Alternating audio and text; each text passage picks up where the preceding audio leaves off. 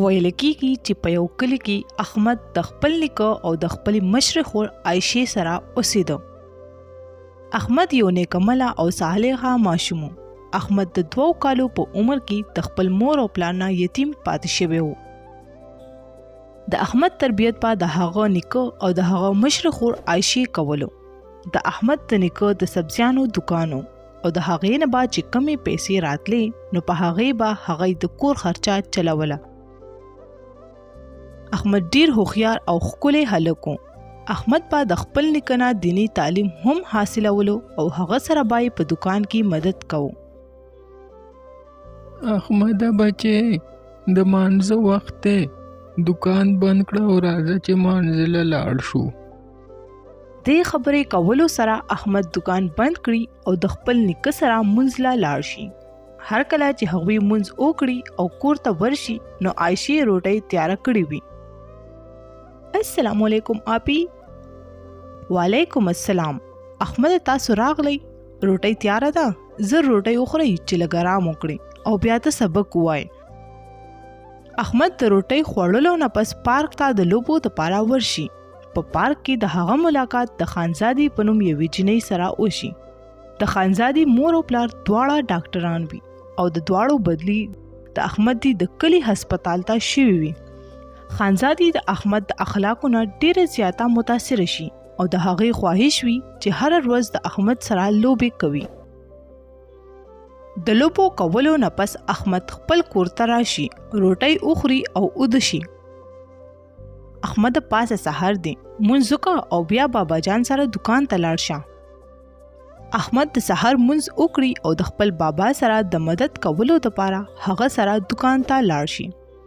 هر کله چې احمد په دکان کې د بابا سره مدد وکړي نو کور ته راشي او د سبق ویلو نه پس د لوبو دپاره پارک ته ورشي. کله چې احمد پارک ته ورشي نو خانزادي د مخکې نه د احمد انتظار کوي. السلام علیکم. وعلیکم السلام. احمد ته راغلی؟ او خانزادي زه خپل نیکه سره د مدد کولو دپاره دکان ته تللی وم او بیا مې سبق ویلو. احمد ولې ته سکول ته نه ځې څه؟ نه خانزادي، زما مور او پلار زما ماشوموالي کې مړ شوي دي او زه او زما خور یتیمان پاتې شوي یو. په کور کې مې د نیکه نه علاوه د ګټې وټې څوک نشته او هغه هم بیمار دی، ځکه ورسره زه هم مدد لزم. دې خبرې اورېدو سره خانزادي ډیره زیاته خفه شي او د هغې په زړه کې د احمد دپاره همدردي نوره هم سیوا شي. د لوبو نه پس خانزادي او احمد دواړه خپلو کورونو ته ورشي. هر کله چې احمد کور ته راشي نو د هغه نیکه ډیر زیات بیمار وي. کله چې سحر شي نو د احمد بابا دکان ته نشي تللی او د هغه په ځای احمد دکان ته ورشي.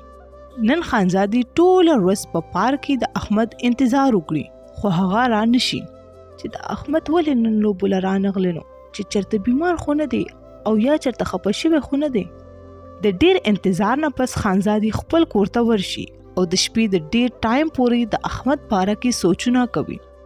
بله ورځ سحر وختي خانزادي د احمد خبر اغوستو دپاره د احمد دی کور ته لاړه شي او د هغې ملاقات د احمد مشرې خور عایشې سره وشي. السلام علیکم آپی. زه خانزادي یم، د احمد ملګری. وعلیکم السلام خانزادي. ته څنګه دلته راغلی؟ آپی احمد د پرون نه پارک ته نه دی راغلی، خیر خو دی که نه؟ خانزادي احمد خو د پرون نه دکان ته د کار دپاره ځي، زما نیکه ډیر زیات بیمار دی نو احمد د هغه په ځای کار لځي. د احمد د کور د حالاتو لیدو نه پس خانزادي ډیره زیاته خفه شي او چې کور ته لاړه شي نو خپل پلار ته د احمد د اخلاقو او د هغه د حالاتو باره کې ووایي. خانزادي بچې ته هیڅ فکر مه کوه، د احمد بابا به ښه شي. زه به خپل هسپتال کې د هغه علاج پرې کوم فری او زه به د احمد دپاره د تعلیم بندوبست هم وکړم. دې خبرې کولو نه پس د خانزادي پلار احمد د کره ورشي او د احمد خور عایشې سره ملاو شي. بچې زه د خانزادي پلار یم او زه یو ډاکټر یم. زه د احمد د نیکه کتو دپاره راغلی یم. مهرباني ډاکټر صاحب، بابا مې د پرون نه بیمار دی خو زمونږ غریبي ده نو چېرته ښه ډاکټر له مو نه دی بوتلی. بچې ته هیڅ فکر مه کوه، زه د دې ملک د ټولو نه غټ ډاکټر یم. زه د احمد نیکه چک کوم ډاکټر د احمد نیکه چیک کړي خو د هغه علاج په کور کې ممکن نه وي. د خانزادي پلار د احمد نیکه هسپتال ته په خپل گاډي کې یوسي او په هسپتال کې ورلا علاج شروع کړي. هر کله چې احمد کور ته راشي نو د هغه خور او نیکه په کور کې نه وي. احمد سره ډیر زیات فکر شي خو په دې کې خانزادي راشي او احمد ته وایي احمده ستا نیکه زما بابا هسپتال ته بوتلی دی او عایشه ابي ورسره هم تللی ده. ته مونږ کره راځه چې روټۍ وخورو نو بیا به مونږ دواړه هم هسپتال ته ورشو.